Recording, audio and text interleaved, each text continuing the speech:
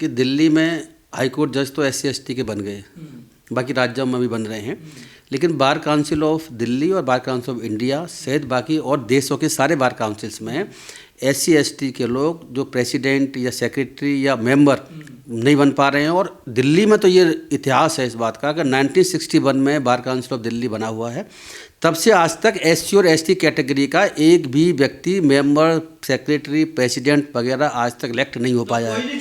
आज तक कोई 65, मैंने ये बात सुप्रीम कोर्ट में रखी कि 65 साल से ये लोग अपनी कोशिश कर रहे हैं, लेकिन आज तक कोई भी व्यक्ति इसमें से कोई भी एडवोकेट, कोई मेंबर आज तक दिल्ली में 65 साल में नहीं बन पाया। हाई कोर्ट जज तो बन चुके हैं। तो ये इतनी गंभीर बात थी, इसलिए इस बात के लिए हम लोगों ने पिटीशन फाइल की थी। मैंने इस पिटीशन में आज आर्गूमेंट किए सुप्रीम कोर्ट में, लेकिन हमारे एक बात आ रही थी। वो आड़े ये थी कि अभी 22 जनवरी को, इसी 22 तारीख को एक पिटीशन फाइल की गई थी universal doctor Ambedkar advocate association के द्वारा।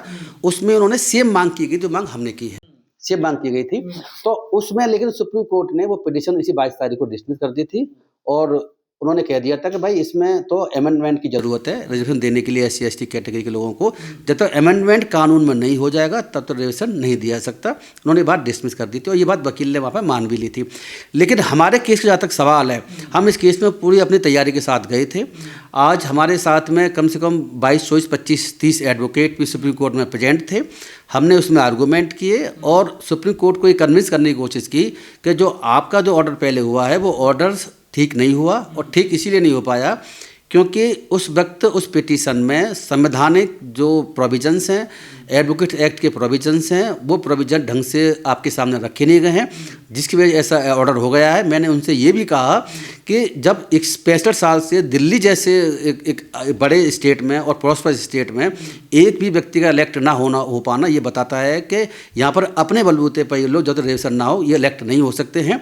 और इसके लिए कानून में अमेंडमेंट की आवश्यकता बिल्कुल नहीं है, क्योंकि आपने वुमेंस का अमेंडमेंट, वुमेंस के रिजर्वेशन की व्यवस्था कर दी है बार काउंसिल ऑफ इंडिया में, बार काउंसिल ऑफ राज्यों में। तो वही व्यवस्था महिलाओं के लिए आरक्षण है, महिलाओं के लिए आरक्षण नहीं है। महिलाओं के लिए आरक्षण करने का ऑर्डर सुप्रीम कोर्ट ने किया है पिछले दिसंबर को, 2025 दिसंबर को सुप्रीम कोर्ट के ऑर्डर से महिलाओं को बार काउंसिल ऑफ इंडिया और बार काउंसिल राज्यों की जितनी भी हैं 25-26 राज्यों की, उसमें रिजर्वेशन का ऑर्डर सुप्रीम कोर्ट ने अपने ऑर्डर से रिजर्वेशन दिया वुमेन्स को। हमने ये कहा जब उनको दिया जा सकता है बिना अमेंडमेंट किए हुए कानून में, तो हमारे लिए भेदभाव क्यों? SC ST के लोग अगर आपके पास आए हुए हैं तो आप ये भेदभाव बार काउंसिल ऑफ इंडिया क्यों कर रहा है कि इनके लिए तो अमेंडमेंट की ज़रूरत है और महिलाओं के लिए ज़रूरत नहीं है। जब दोनों सिमिलर फुटिंग पर हैं, सिमिलर पोजीशन पर हैं, तो ये भेदभाव हमारे साथ क्यों किया जा रहा है? हमने ये बात मैं स्पेशल रूप से रखी थी सुप्रीम कोर्ट के सामने और सुप्रीम कोर्ट ने इस बात पर गौर भी किया है। मैंने सुप्रीम कोर्ट में ये भी बताने की कोशिश की कि देखो, रिजर्वेशन अगर किसी को दिया जाना चाहिए या दिया जाने का प्रस्ताव कहीं चल रहा है तो सबसे पहला रिजर्वेशन जो दिया जाएगा, सबसे पहले दिया जाएगा SC और ST को, उसके बाद बाकी लोग आएंगे जिसमें महिला भी शामिल हैं। मैंने संविधान में अगर आप देखें तो संविधान का आर्टिकल 330, संविधान का आर्टिकल 332, ये दोनों आर्टिकल बाबा साहब ने 1950 से हमारे देश में लागू हैं, जो कि MLA में विधानसभाओं में और MPO के लोकसभाओं में रिजर्वेशन की व्यवस्था जाति के आधार पर 26 जनवरी 50 से करते हैं। और जो सीटें रिजर्व होती हैं, आप देख रहे होंगे जो MLA MP इलेक्ट होते हैं रिजर्व सीटों पर, उसी प्रावधान के तहत होते हैं। तो मैंने उनसे ये कहा कि जब संविधान निर्माता बाबा साहब से सब लोग ये चाहते थे कि अगर रिजर्वेशन किसी को दिया जाए इलेक्शन में तो SC ST को दिया, OBC को नहीं दिया जाता, वुमेन्स को भी नहीं दिया जाता। वुमेन्स का रिजर्वेशन की व्यवस्था संविधान में बिल्कुल भी कभी भी नहीं थी। वो व्यवस्था MLA MP की में अभी मोदी जी ने जो पिछले साल 2 साल पहले जो अमेंडमेंट संविधान में किए हैं, 330A आर्टिकल, 332A आर्टिकल जोड़ दिए मोदी जी ने। उस आर्टिकल के द्वारा वुमेन्स को 30% सीटें MLA MP रिजर्व करने के उसमें प्रावधान है, लेकिन वो अभी लागू नहीं है। मैंने इससे ये भी कहा वो अभी लागू भी नहीं है, वो लागू होगा 5-7 साल के बाद में। और लेकिन SC ST का रिजर्वेशन 50 से बदस्तूर जारी है, तो इसीलिए अगर रिजर्वेशन किसी को देना है तो वुमेन से पहले SC ST को देना पड़ेगा। ये संवैधानिक व्यवस्था है। तो फिर क्या कहा जज साहब ने ये कहा कि आप लोग थोड़ा लेट आए हैं। उन्होंने ये भी कहा कि इलेक्शन दिल्ली के भी होने वाले, तो मैंने कहा हम इन इलेक्शंस के लिए नहीं आए हुए हैं, हम फ्यूचर के इलेक्शन के लिए भी आए हुए हैं। हमारी डिमांड ये नहीं है कि जो अब इलेक्शन होने वाले हैं, दिल्ली में हो रहे हैं, UP में हो रहे हैं और राज्यों में हो रहे हैं, वहाँ पर हम इलेक्शन, वहाँ पर रिजर्वेशन कर दिए जाए, हम ये नहीं चाहते। तो जो बार के मेंबर बनते हैं उनका चुनाव होता है? हाँ, चुनाव होता है। ऐसा होता है कि बार काउंसिल ऑफ इंडिया और बार काउंसिल ऑफ दिल्ली सहित देश के सारे राज्यों में बार काउंसिल हुआ करती हैं। बार काउंसिल एक एडवोकेट्स एक्ट है 1961 का, उस एक्ट के तहत बनी हुई है और उसमें पदाधिकारी का इलेक्शन होता है और उन्हीं को सारी पावर होती है। वकीलों को रजिस्ट्रेशन करने की पावर बार काउंसिल ऑफ राज्यों को हुआ। दिल्ली में कोई वकील बनना चाहता है तो LLB करने के बाद में उसको बार काउंसिल दिल्ली में रजिस्ट्रेशन कराना पड़ेगा और उसके बाद रजिस्ट्रेशन हो जाएगा, उसके बाद वो एज ए एडवोकेट कोर्ट में पेश हो सकता है, नहीं तो वो पेश भी नहीं हो सकता। तो बार काउंसिल जितने भी राज्यों के बने हुए हैं उनको अपने एडवोकेट का रजिस्ट्रेशन कराना, एडवोकेट को सस्पेंड करना, उनको टर्मिनेट करना, उनको जो है सजा देना, सारा बार काउंसिल का काम होता है। और बार काउंसिल जो काम करती है उस कामों में जो मेन लोग होते हैं, प्रेसिडेंट, चेयरमैन और सेक्रेटरी वगैरह, उन सबका इलेक्शन हुआ करता है। गवर्नमेंट बॉडी होती है ये गवर्नमेंट बॉडी आप कहते गवर्नमेंट के लॉ से बनी हुई बॉडी है। तो इसको जो है संविधान के तहत, कानून के तहत ये व्यवस्था है कि एडवोकेट के संबंध में जो भी डिसीजन लिया जाएगा वो डिसीजन लेने की संस्था इंडिपेंडेंट संस्था जिसे bar council of, powerful body माने जाए, बहुत पावरफुल बॉडी है। वकीलों को रजिस्ट्रेशन करवाना, वकीलों को उनका सस्पेंड करना, उनके डिपार्टमेंटल एक्शन, उनके खिलाफ डिपार्टमेंटल एक्शन लेना, ये सारे के सारे अधिकार क्षेत्र bar council of Delhi, bar council of राज्यों को, बार इंडिया को हमेशा होते हैं। अगर आप एक देखिएगा बार काउंसिल ऑफ इंडिया को इतनी पावर है कि जो कॉलेजेज होते हैं, लॉ कॉलेज, उनको मान्यता भी इसी के बाद मत दी जाती है। बार काउंसिल ऑफ इंडिया जब तक पूरे देश में पूरे देश में बार काउंसिल ऑफ इंडिया की लॉ कॉलेजों को, यूनिवर्सिटीज़ को अगर चलाना चाहते हैं तो यहाँ से वो अपना इंस्पेक्शन करते हैं, रिपोर्ट देते हैं, तब जा करके बनती है। अगर लॉ करना चाहते हैं, कोई कॉलेज लाना चाहते हैं डिग्री प्रोग्राम कोई, तो उसको तब तक नहीं ला सकते जब तक बार काउंसिल ऑफ इंडिया सहमत ना हो। तो क्या बार काउंसिल ऑफ इंडिया में अभी तक दलित इलेक्ट होकर नहीं चुनकर? दिल्ली में आज तक 65 साल में 1961 से लेकर के आज तक, 1961 से पहले बार काउंसिल दिल्ली नहीं थी। बार काउंसिल ऑफ दिल्ली जब से बनी है तब से आज तक एक भी एडवोकेट SC और ST का इलेक्ट नहीं हुआ है। हमारी ये चिंता थी, तो इस चिंता को लेकर सुप्रीम कोर्ट के सामने हम गए थे और सुप्रीम कोर्ट ने हमारे पक्ष में ये ऑर्डर किया है, क्योंकि 22 तारीख को, जैसे मैंने बताया, 22 तारीख को सेम पिटीशन लगी थी, लेकिन सुप्रीम कोर्ट ने ऑर्डर नहीं किया था। सुप्रीम कोर्ट ने ये कहा था कि इसमें तो खारिज कर दिया था कि इसमें अमेंडमेंट की ज़रूरत है लॉ में। तो जैसे हमने बताया, हमने कहा कि जब महिलाओं को बिना अमेंडमेंट के मिल सकता है तो हमारे साथ भेदभाव क्यों किया जा रहा है, SC ST के साथ भेदभाव क्यों किया जा रहा है। मैंने उनसे ये भी कहा था कि ये 40 करोड़ लोगों की तरफ से पिटीशन है, 4 एडवोकेट पिटीशन को ना समझा जाए, क्योंकि SC ST लोग, जो भी लोग अगर रिप्रेजेंटेशन चाहते हैं तो वो इन सभी तरफ से ये हमारी पिटीशन फाइल की हुई है। तो सुप्रीम कोर्ट ने, मैंने उसमें बहुत लंबे समय तक आर्गूमेंट किए, करने के बाद में सुप्रीम कोर्ट इस बात से कन्विंस हुआ, उन्होंने कहा कि आप ऐसा कर सकते हैं कि मैं आपके लिए जो ऑर्डर कर सकता हूँ, अब वो मैं ये कर रहा हूँ, क्योंकि मैं अब डिसमिस कर चुका हूँ पिटीशन पहले ही आपकी, कि ये कर सकता हूँ कि आप लोग सरकार के पास जाइए, कमिटी अथॉरिटी के पास जाइए, उनके पास अपनी रिप्रेजेंटेशन लगाइए, जिससे कि वो आपके रिप्रेजेंटेशन को सहानुभूतिपूर्वक ध्यान में रखेंगे, सिंपैथेटिकली विचार करेंगे और डिसीजन लेगी। और अगर वो नहीं करती है तो आप सुप्रीम कोर्ट को दोबारा हमारे पास आ सकते हैं। ये सुप्रीम कोर्ट ने हमारे पक्ष में ऑर्डर किया हुआ है। ये एक तरीके से जीत की तरफ हम आगे बढ़े हैं।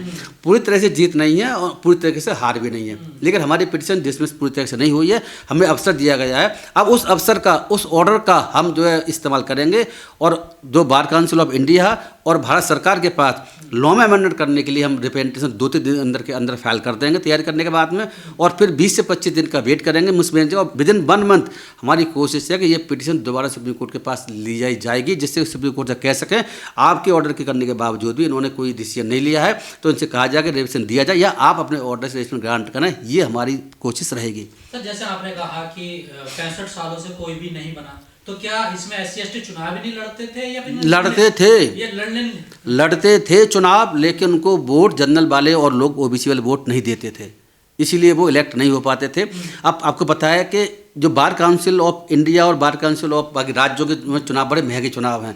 हम लोग बहुत पैसा भी कहाँ है, SC ST के लोग जितने एडवोकेट्स हैं उनका पैसा तो आपको मिलेगा ही नहीं, वो बेचारे बड़ी मुश्किल से अपना कैसे भी तो उनका काम चल रहा है।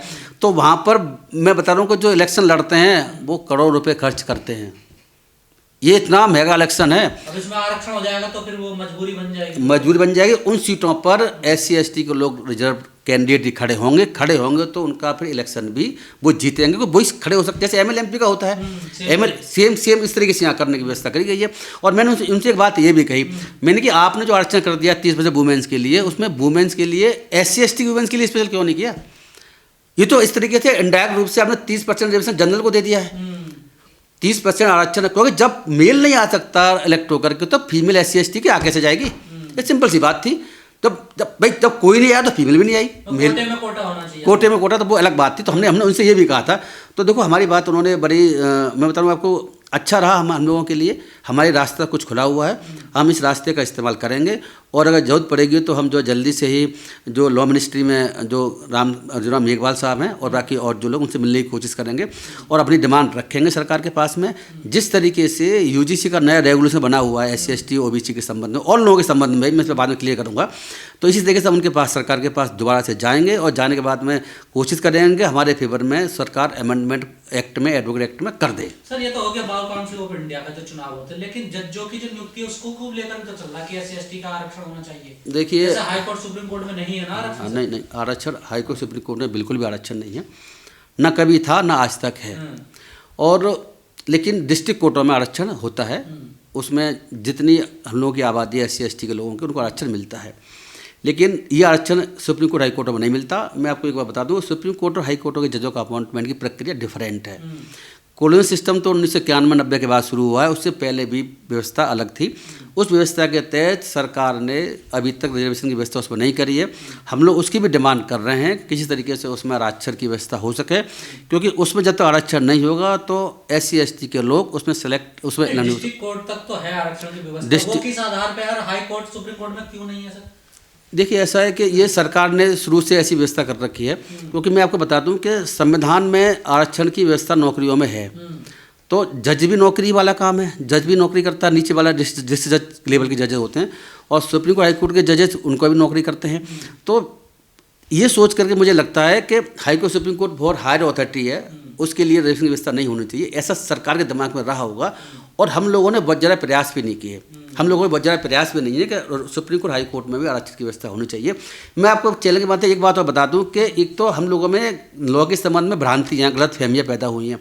कुछ लोग मैं बहुत लंबे समय देखता आ रहा हूँ जिसमें कि बहुत सारे IAS ऑफिसर भी शामिल हैं, मिनिस्टर भी शामिल हैं, बड़े बड़े पॉलिटिशियन शामिल हैं। वो ये कहते हैं कि इंडियन जुडिशल सर्विस बनाने की ज़रूरत है और अगर इंडियन जुडिशल यानी कि भारतीय न्यायिक सेवा जैसे IAS होती है, IPS होती है, ऐसी भारतीय न्यायिक सेवा बनाने की आवश्यकता है। UPSC का आधार पर UPSC टेस्ट कौन करे वो अलग बात हो गई।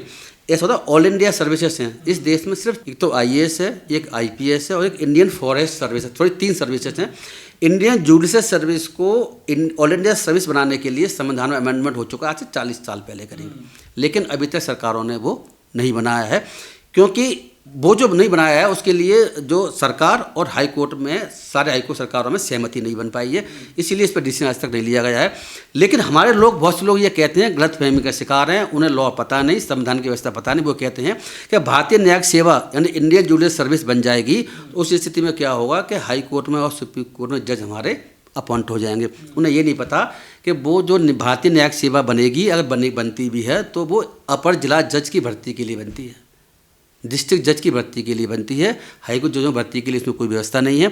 हाई कोर्ट जजों की भर्ती के आर्टिकल अलग हैं और इंडियन जुडिशल सर्विसेज के आर्टिकल अलग हैं। तो डिस्ट्रिक्ट जज की भर्ती के लिए वो इंडियन जुडिशल सर्विस की व्यवस्था की जा रही है।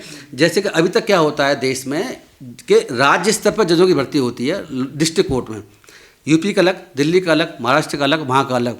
इसी तरीके से एग्जीक्यूटिव में देखें तो वहाँ क्या होता है, PCS होता है राज्यों के लिए और IAS होता है पूरे देश के लिए।